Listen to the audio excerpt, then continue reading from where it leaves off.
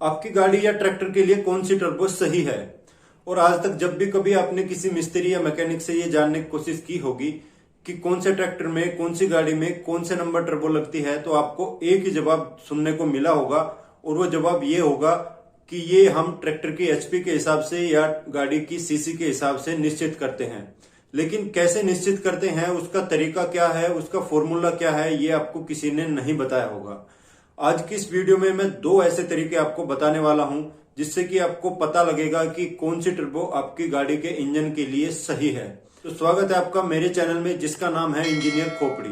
Turbo के number के क्या मायने हैं, उसका क्या मतलब है, टर्बो का साइज कैसे पता करें, ये सब अगर आप जानना चाहते हैं तो इसके लिए मैंने एक वीडियो पहले से बनाई हुई है। वो वीडियो आपको ऊपर आई बटन पे मिल जाएगी या फिर इस वीडियो के आखिर में भी उस वीडियो को आप देख सकते हैं। तो अब बात करते हैं कि इसका पहला तरीका क्या है। पहला तरीका बहुत ही आसान है। इसमें आपको जाना होगा गूगल पे और गूगल पे जाके आपको लिखना होगा टर्बो कैलकुलेटर।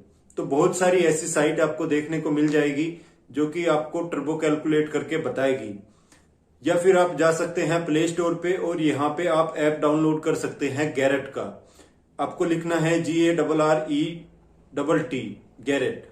गैरेट को मैंने इसलिए सेलेक्ट किया है क्योंकि टर्बो की दुनिया में गैरेट एक जानी मानी कंपनी है और इसका काफी अच्छी पकड़ है। तो चलिए हम चले जाते हैं एप्लीकेशन पे। मैं एप्लीकेशन से आपको ये करके बताऊंगा। तो ये आपने गैरेट का एप्लीकेशन खोल लेना है। इसमें आपको अपने गूगल अकाउंट से या फेसबुक अकाउंट से लॉगिन करना है। मैं गूगल अकाउंट से लॉगिन कर लूँगा। इस तरह से ये आपको देखने को मिलेगा। ऊपर की साइड में लेफ्ट में आपको यहाँ पे मेनू वाला ऑप्शन मिलेगा, वहाँ पे जाना है और बूस्ट एडवाइजर आपको देखने को मिलेगा, उस पर आपको क्लिक करना है।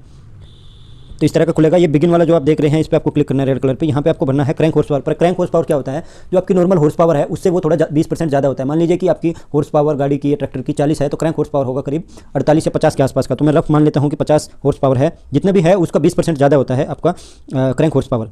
अब डिस्प्लेसमेंट मतलब कितने सीसी की आपकी गाड़ी है, तो ये आपको लीटर में भरना है। मतलब मान लीजिए कि 2800 सीसी की है तो मैं वहाँ पे लिखूंगा 2.8 लीटर। ये क्यूबिक इंच नहीं लिखना है आपको, क्योंकि क्यूबिक सेंटीमीटर में लिखिए तो आप या फिर लीटर में लिखिए। क्यूबिक इंच से आपका डाटा गड़बड़ आएगा। तो आप 2500 है तो 2.5 लिखिए, 2600 है तो 2.63 है, 3 लीटर का है तो 3 लिखे यहाँ पे। इस तरह से लीटर करके और नेक्स्ट करना है आपको। फिर इसके बाद आता है कि कितनी वाल है आपके सिलेंडर में, तो 2 वाल एक सिलेंडर में है, उस हिसाब से यहाँ पे ये सेलेक्ट करना है आपको। 4 नंबर पे आता है कि डीजल है कि पेट्रोल है, तो डीजल है, उसको हम नेक्स्ट करते हैं। इसके बाद आता है कि इंटरकूलर है कि नहीं है। मान लीजिए ट्रैक्टर में नहीं है तो नहीं है तो फिर आपको लिखना है कि एयर टू एयर है या कैसा है। छठा पॉइंट आता है कि अल्टीट्यूड क्या है, मतलब आप जहाँ पर गाड़ी चलाना चाहते हो वो समुद्र तल से कितना ऊंचाई पे है। तो आप अपने शहर के आसपास की लोकेशन डालिए, जो भी आपके पास बड़ा शहर है गूगल पे अल्टीट्यूड डालिए और शहर डालिए, शहर का नाम डालिए, तो आपको वहाँ पे मिल जाएगा। मेरे शहर का अल्टीट्यूड यहाँ पे है करीब 1000 फीट। तो 1000 के आसपास जो सबसे नज़दीकी है वो 0 है, क्योंकि 2500 1000 से ज़्यादा दूर है तो मैं 0 सेलेक्ट करूँगा, नेक्स्ट करूँगा। जो भी रेंज में हो वो आप डाल सकते हैं। अब यहाँ पे आरपीएम, मिड आरपीएम मैं यहाँ पे डालूंगा। किसी ट्रैक्टर के लिए मैं इसको निकालना चाह रहा हूँ तो 2000 मान के चल रहा हूँ बीच के आरपीएम। और मैक्सिमम जो सबसे ज़्यादा आरपीएम जाते हैं मैं वो मान के चल रहा हूँ कि 4000 है। एक लगानी है कि 2 एक लगानी है, फिर नेक्स्ट करेंगे। फिर यहाँ पे डालना है कि तापमान कितना रहता है आपके जहाँ पे आप जिस शहर में जहाँ पे चलाते हैं जनरली, तो 30 के आसपास मैं मान देता हूँ मोटा। डिग्री सेंटीग्रेड लिखना है, फ़ारेनहाइट नहीं लिखना है। 100 रिजल्ट में आप दिखा देना है। तो यहाँ पे ये कुछ आपको डाटा स्पेसिफिकेशन दे देगा, कुछ रीडिंग दे देगा। अब इन रीडिंग को देख के आपको कैसे पता करना है वो भी मैं आपको बता देता हूँ। नीचे आप देख रहे हैं, सबसे नीचे आपको देखने को मिलेगा corrected air flow LBS pounds पर मिनट पर टर्बो। तो ये आपको 4 से लेकर लगभग 3.98 से लेकर 9.11, मतलब 4 से 10 तक के आसपास है। तो 10 हम मान के चलेंगे कि इसका एयर फ्लो रेशो होगा। अब आपको कहाँ जाना है, अब आपको जाना है जो टर्बो के कंप्रेसर का मैप होता है, टर्बो कैसे काम करती, कितनी क्या परफॉर्मेंस है उसको नापने के लिए वहाँ पे इस तरह का ये टर्बो का मैप होता है। इसका लिंक मैं आपको डिस्क्रिप्शन में दे दूंगा। अगर आपको नहीं मिल रहा है, नहीं तो आप गूगल पे अगर लिखेंगे टर्बो कंप्रेसर मैप्स तो आपको ये देखने को मिल जाएगा। आपको एयर फ्लो का आपका पता चल गया कि एयर फ्लो आपका 10 था, तो 10 एयर फ्लो आपको करीब यहाँ बैठता है। अब दूसरी चीज़ आपने कैसे पता चलेगा कि कौन सी टर्बो आपको लगानी है, तो वो देखिए यहाँ पे अगर मैं 1.5 की प्रेशर रेशो की टर्बो लगाता हूँ तो मेरी टर्बो करीब यहाँ पे होगी। और जैसे जैसे हम आगे बढ़ेंगे आरपीएम बढ़ाएंगे तो ये करीब ऐसे ऐसे चलेगा। मतलब ये ज़्यादातर टाइम जो है इस ग्राफ के अंदर रहना चाहिए। यही इसमें समझने वाली बात है कि आप जब भी टर्बो लेते हैं तो आपको ऐसी टर्बो लेनी है जो कि इस ग्राफ के अंदर होनी चाहिए। तो 25 नंबर वाली का ये प्रेशर रेशो 1.5, जैसे कि मैं आपको बता रहा हूँ 1.5 वाली अगर हम लेते हैं तो वो यहाँ पे रहेगा। अब आपको ये कैसे पता चलेगा कि आपकी टर्बो का कौन सी टर्बो का प्रेशर रेशो कैसे है, तो उसके लिए मैं आपको रफ आइडिया बता देता हूँ, एक अनुमान बता देता हूँ कि 25 नंबर टर्बो का जो प्रेशर रेशो है वो करीब 1.8 के आसपास का होता है, 1.8। तो उस हिसाब से आप अंदाजा लगा लीजिए, जितनी बड़ी टर्बो होगी उसका प्रेशर रेशो उतना ज़्यादा होगा। ज़्यादा डिटेल के लिए आप उसकी साइट पर जा सकते हैं या उसके साथ जो छोटी सा एक मैनुअल आता है, एक बुकलेट आती है, किताब आती है टर्बो के साथ में, उसमें ये सब जानकारी पूरा डिटेल से लिखी रहती है। कुछ एक बात और है जो मैं आपको बताना चाहता हूँ कि कैसे टर्बो आपको नहीं लेनी है। अब मान लीजिए कि 5 एयर फ्लो रेशो है किसी गाड़ी का और उसमें आप 2.5 या 3 वाली लगा देते हैं अगर, तो आपका करीब यहाँ पे बैठेगा। तो यहाँ पे बैठेगा तो वो कहीं भी इस पूरे ग्राफ के अंदर नहीं है, तो वो बिल्कुल भी परफॉर्म अच्छा काम नहीं करने वाली है, बिल्कुल भी काम नहीं करने वाली है। इसी तरह से मान लीजिए कि कोई टर्बो है जिसका कि एयर फ्लो जो है वो यहाँ पे है 35 है और उसमें आप 1.2 1.2 प्रेशर रेशो की लगाते हैं तो उसमें करीब यहाँ पे बैठेगी वो यहाँ पे वो टर्बो। तो यहाँ पे भी परफॉर्मेंस नहीं देने वाली है। अगर आपको सही परफॉर्मेंस चाहिए तो आपको ऐसी टर्बो लेनी है जो कि इस पूरे ग्राफ के अंदर ही रहे, ज़्यादा से ज़्यादा टाइम तक रहे। जैसे आप रेस देते हो उसका ग्राफ इससे बाहर ना भागे, तभी वो टर्बो अच्छी मानी जाएगी। और टर्बो कौन सी सेलेक्ट करनी चाहिए, यही उसके पीछे गणित है कि इस मैप के इस चित्र के आधार से ऐसी टर्बो लेनी है आपको जिसका एयर फ्लो के हिसाब से ऐसी प्रेशर रेशो लेनी है जो कि इसके बीच में रहे। सबसे अच्छी टर्बो वो मानी जाएगी जो कहीं यहाँ पे पड़ती हो। इसमें जितना उससे दूर भागती रहेगी, जितना उससे ऊपर जाती है या बहुत नीचे जाती रहेगी, उतना ही वो कम अच्छी मानी जाएगी। बेस्ट वो रहेगी जो कि यहाँ पे कहीं आती हो। तो अगर आपको ये तरीका झंझट भरा लगता है और आपकी समझ में नहीं आ रहा है तो मैं आपको दूसरा एक साधारण तरीका बता देता हूं। मान लीजिए कि किसी ट्रैक्टर की horse power, wheel horse power 50 है तो उसकी क्रैंक हॉर्स पावर लगभग 60 एचपी के आसपास होगी। अब इसका फॉर्मूला ये होता है कि अगर वो इंजन पेट्रोल इंजन है तो 1 पाउंड पर मिनट का जो एयर फ्लो है वो करीब 10 एचपी निकाल के देता है। वहीं ये इंजन अगर डीजल इंजन है तो 1 पाउंड पर मिनट का जो एयर फ्लो है वो करीब 8 एचपी निकाल के देता है। इसका मतलब ये हुआ कि अगर इस केस की हम बात करें तो 60 हॉर्स पावर जिसकी है जिस इंजन की, और वो अगर डीजल इंजन है तो वो करीब 8 एयर फ्लो उसका रेशो 8 होगा।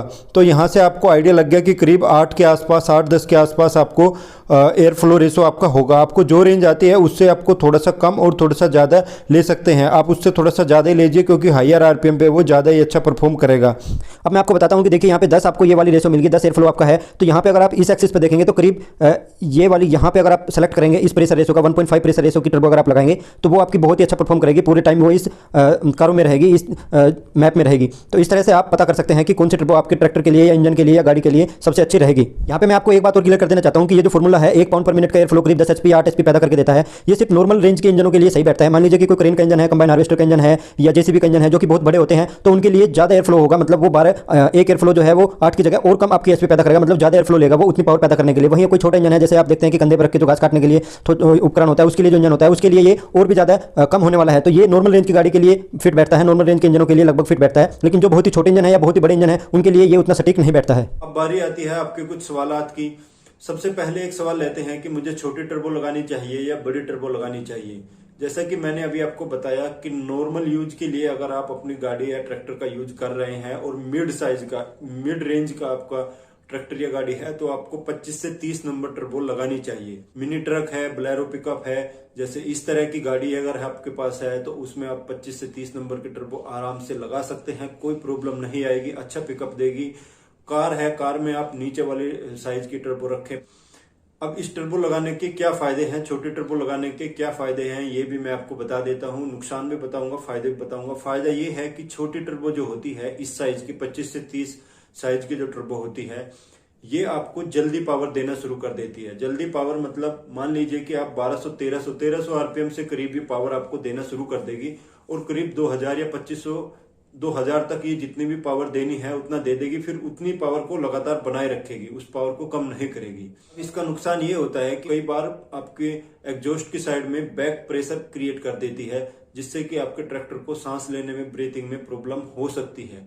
तो ये आपको ध्यान रखना है। तो उम्मीद करता हूं कि आज की मेरी वीडियो आपको इन्फॉर्मेटिव लगी है, जानकारी भरी लगी है। आप एक सवाल को मेरे से जितनी बार भी पूछेंगे, मान लीजिए कि आप 2+2 जितनी बार भी मेरे से पूछेंगे मैं उसका जवाब 4 ही देने वाला हूं।